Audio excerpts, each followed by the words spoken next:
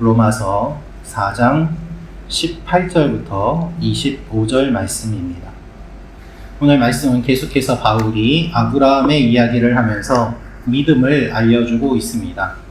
오늘 말씀을 통해서 우리가 알 수 있는 몇 가지 내용이 있습니다. 첫째로 알 수 있는 것은 소망이 없는 가운데서도 하나님을 믿어야 합니다 라는 것입니다.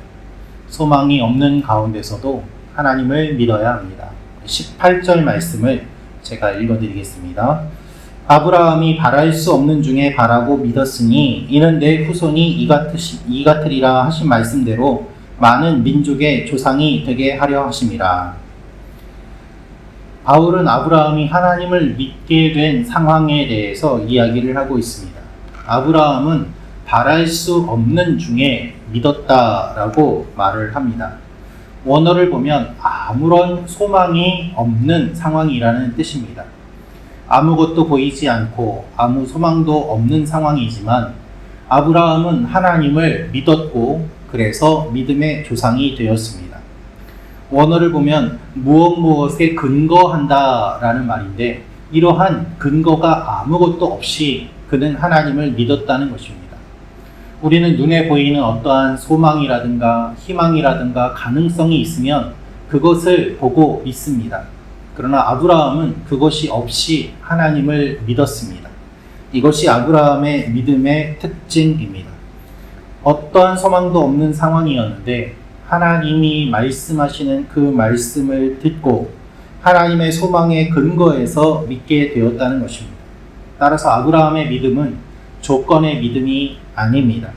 무엇인가 눈에 보이고 가능성이 있어서 믿은 것이 아니라 말 그대로 하나님의 말씀 그것만 바라보고 붙들은 믿음인 것입니다. 하나님은 아브라함에게 내 자손이 하늘의 별과 같이 바다의 모래와 같이 많아질 것이다 말씀하셨습니다. 지금 당장 아무런 한 명의 자녀도 없는 상황이었던 아브라함이 그 하나님의 말씀을 그대로 믿고 그 선포 하나만 의지하여 하나님을 따라갔습니다. 우리는 무엇인가 근거를 가지고 하나님을 믿으려고 합니다. 과학적인 근거, 심리적인 근거, 우리 눈에 보이는 어떠한 작은 손바닥만한 구름 같은 것들이 있으면 좋겠다고 생각합니다. 그러나 아브라함은 소망이 없는 가운데서도 하나님을 믿었습니다. 그렇기 때문에 하나님의 인정을 받았고 믿음의 조상이 된 것입니다. 우리의 삶에 어떠한 소망도 보이지 않는 것 같은 그러한 때도 있습니다. 그러나 신실하신 하나님을 끝까지 믿으며 나아가는 여러분과 제가 되기를 원합니다. 오히려 아무것도 없는 그 상황 속에서 하나님을 믿을 때 우리의 믿음이 더욱더 빛이 나게 될 것이기 때문입니다. 이 아침에 하나님 앞에 이러한 믿음을 가지고 나아가는 여러분과 제가 되기를 소망합니다. 두 번째로 알 수 있는 것은 하나님을 믿고 그 능력을 확신해야 합니다 라는 것입니다. 하나님을 믿고 그 능력을 확신해야 합니다. 21절 말씀 우리 같이 읽도록 하겠습니다. 시작. 약속하신 그것을 또한 능히 이루실 줄을 확신하였으니 아멘. 우리의 믿음의 길은 결코 평탄하지 않습니다. 우리의 믿음을 없애려고 하고 믿음의 길에서 벗어나게 만드는 많은 유혹과 시험이 있습니다. 어떻게 해서든지 우리를 믿음의 길에서 벗어나게 하려고 사탄은 우는 사자처럼 우리를 삼키려고 항상 돌아다니고 찾아다닙니다. 아브라함이 하나님을 믿었지만 그의 믿음은 순탄치 않았습니다. 하나님이 약속하신 대로 자녀가 태어나지 않았고 무려 25년을 기다렸지만 그의 삶에는 어떠한 열매도 보이지 않았기 때문입니다. 그는 100세나 되었고 사라도 죽은 것과 같이 되었다라고 표현하고 있습니다. 그럼에도 불구하고 그는 믿음이 약하여지지 아니하고 끝까지 하나님을 붙잡았습니다. 우리도 하나님의 약속을 들었을 때는 아멘으로 받지만 그것이 시간이 지나면서 오랫동안 이루어지지 않으면 우리의 믿음이 흔들리기도 합니다. 정말 하나님이 이렇게 말씀하셨는가? 이 길이 정말 하나님의 길인가? 라고 근심하거나 걱정하거나 염려하는 일들이 일어나기도 합니다. 하나님께서는 아브라함의 믿음이 온전한지 25년 동안 시험하셨습니다. 어떠한 상황 속에서도 하나님을 신뢰하는 그 과정이 필요했던 것입니다. 그러나 20절 말씀을 보면 그는 시간이 갈수록 더욱더 견고하게 하나님을 붙드는 것을 알 수 있습니다. 원어를 보면 내면의 능력이 강화되었다는 것입니다. 시련이 있으면 있을수록, 시험이 오면 올수록 그는 하나님에게서 멀어지지 않고 오히려 더 딱 달라붙어서 하나님께 숨은 사람이 되었기 때문에 그가 믿음의 조상이 되었음을 바울이 이야기하는 것입니다. 우리는 시간이 지날수록 믿음이 약해지는 경향이 있습니다. 그러나 아브라함은 그렇지 않았다는 것이죠. 여러분, 우리는 무엇 때문에 믿음이 흔들릴까요? 눈에 보이는 것 때문에, 눈에 보이는 상황 때문에 우리의 믿음이 흔들리고 있지는 않습니까? 우리 내면의 소리가 우리를 흔들고 있지는 않습니까? 그래서 우리의 소리가 아니라 하나님의 말씀에 우리의 마음을 붙잡아 두어야만 하는 것입니다. 고정된 곳에 묵지 않으면 흔들려 떠내려가는 배처럼 우리의 마음은 흔들립니다. 그러나 고정된 곳에 우리의 마음을 묶어둠으로 말미암아 우리의 믿음이 계속해서 굳건해지고 흔들리지 않게 되는 것입니다.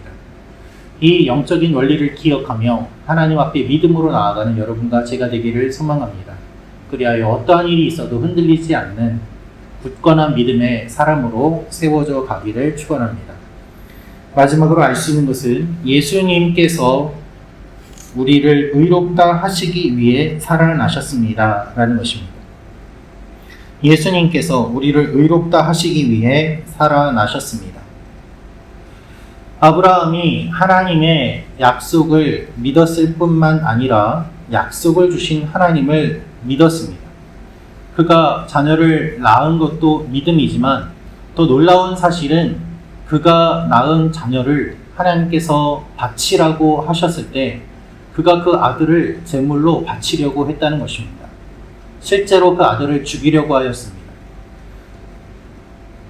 아버지, 제단은 준비되어 있는데 제물은 어디 있습니까? 할 때 하나님께서 준비하시리라 라고 이야기한 것을 보면 그는 이미 하나님께서 모든 것을 하실 것임을 믿고 나아갔던 것입니다.